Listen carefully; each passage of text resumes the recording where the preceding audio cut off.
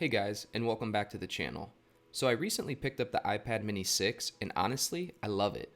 I was a bit skeptical at first because of the smaller size, but I just went ahead and got it anyway. And boy, I do not regret that purchase at all. Let me tell you why. Starting off with the design, the iPad mini, like the iPad Air, got a complete redesign this year. In fact, in the design department, you can pretty much say the iPad mini is simply the iPad Air but shrunk down.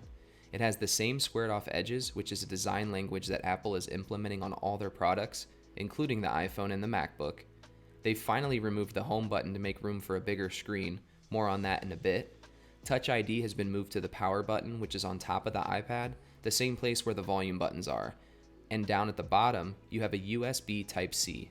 This means that the only iPad that still charges with Lightning is the $330 regular iPad.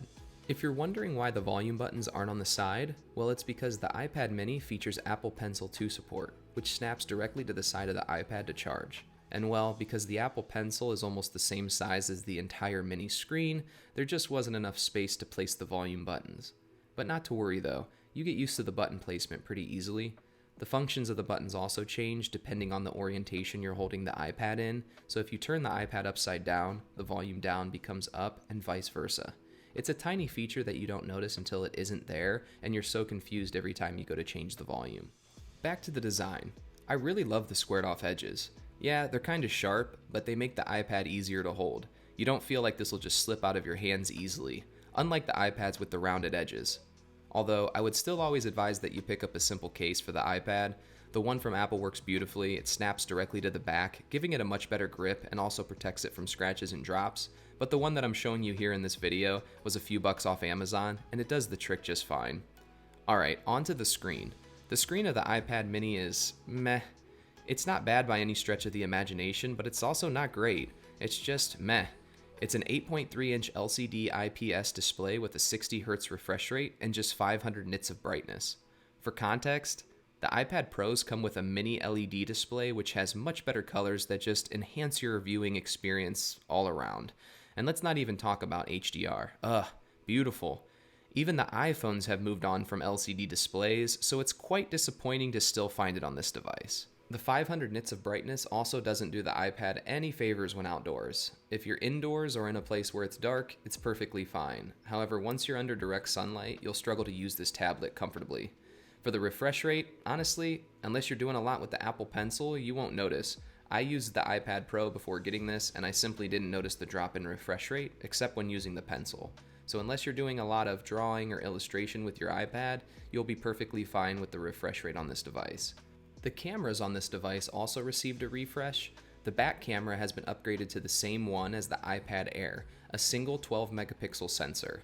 It's good enough for a tablet, great for scanning documents, taking quick reference pictures, and the like, nothing extraordinary. The front-facing camera has been upgraded to an ultra-wide lens with center stage. Center stage is this new feature on iPads that tracks your face and moves the camera to constantly keep you in the middle of the frame. It's great for making FaceTime calls with friends and family. There is one problem smaller devices always have that can never be solved, at least not with the current tech. And that's the battery life. For the battery tech that exists today, bigger is just always better. As a result, the iPad mini's battery life is not nearly as good as its bigger brothers. You're getting around 8 hours of screen on time, which is a full day of use but not much more. As we've come to expect from Apple though, the standby time is incredible, so unless you're using it actively for a long period of time, this should be able to last more than a day. Alright, at this point I'm sure you're wondering how I still love the iPad mini even with all of these shortcomings. Well, the truth is, the iPad mini is not for everyone. Most people will be fine with their regular budget iPad or an iPad Air that's just $100 more. But for the people who really know what they want to use the mini for, it's absolutely perfect. The smaller size of the iPad mini makes it perfect for consuming content. It's not so big and bulky that it's difficult to hold while laying down on the bed, but it's also not so small that you have to squint to enjoy what you're watching. It has stereo speakers on the left and right while it's in landscape mode, and the sound from these speakers is excellent. It's also perfect for students who want a smaller everyday carry. This tiny thing can fit in any book bag without adding any weight, and it's more comfortable to whip out anywhere, a coffee shop, the subway, in the middle of the school hallway, pretty much anywhere. And it's comfortable to hold alongside your cup of coffee and pile of books. When in class, it's easy to bring it out, and thanks to the Apple Pencil support, you can use this thing to take notes no problem. You can also use it to doodle when your professor is boring you to death. Back in the dorm room, it's the perfect tablet to leave on the desk as a dedicated music player, so anyone who walks into your room can play their favorite song. Then when the time comes, you can enjoy your favorite movies on it, or use it to read your favorite Kindle books as you retire for the night. The iPad mini is also the perfect companion for smaller iPhones like the 12 and 13 mini. You can use the smaller iPhones while you're on the go, and then use the iPad mini as your main computing device when you're settled. That's the thing with the iPad mini. You need to know exactly what you're going to use it for and how it's going to fit into your lifestyle before getting it. It's not as versatile as the other iPads. However, if it does fit into your lifestyle, it fits perfectly.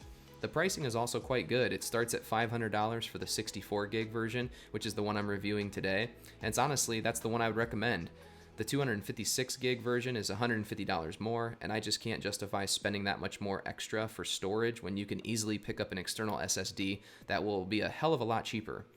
And that's about it with the iPad mini 6. It's not for everyone, but it's perfect for the people who it's made for. If you've been on the fence about your purchase, I encourage you go ahead and get it. Trust me, you'd thank me. For more videos like this, be sure to hit that subscribe button. Also turn on the bell notification so you never miss an upload. Until next time, thank you so much for watching.